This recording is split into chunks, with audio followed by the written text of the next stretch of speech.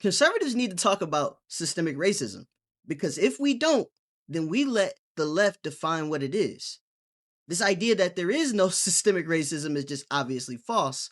But what do we mean by systemic racism? Just for now, just for now, just for So, a now. system is an organized pattern of roles, rules, and decisions enacted by people occupying positions within institutions.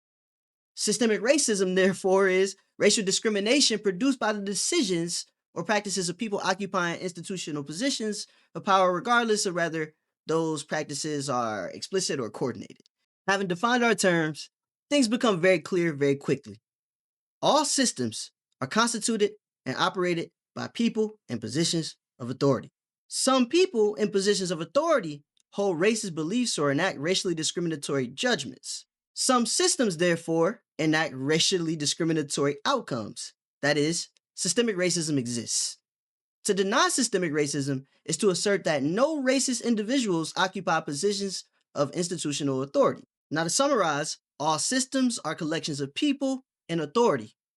Some people in authority are racist. Some systems involve racist agents. All systems are composed of people exercising discretion through rules, offices, and enforcement mechanisms. The more expansive a system is, the more discretionary power it concentrates across a larger number of actors. Discretion exercised by fallible people necessarily increases the probability of bias, including racial bias, being expressed in outcomes. Larger and more complex systems, therefore, increase the surface area through which racism can manifest.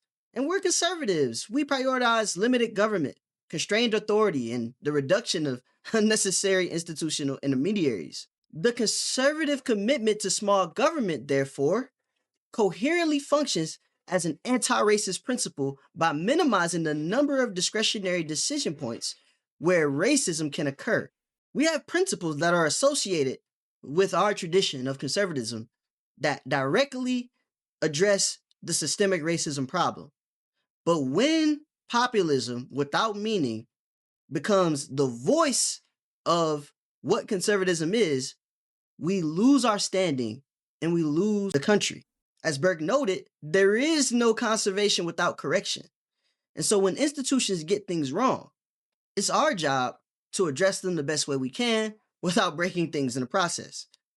So if we don't want the left to dictate the terms of the fight, dictate what it means to be racist, then we have to have an honest conversation about what systemic racism actually is without abstractions. It's also important to address the Black conservative argument that I've never experienced any systemic racism.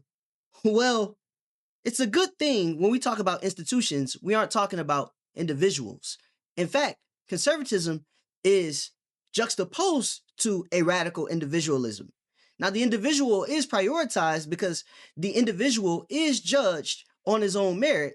But at the same time, we understand that what we're trying to do is preserve institutions. Institutions are people subject to certain social norms. You yourself are not an institution, so you don't get to speak for what happens in institutions as a whole. Or at least we don't get to make our anecdotal experience the case of all who participate in institutions.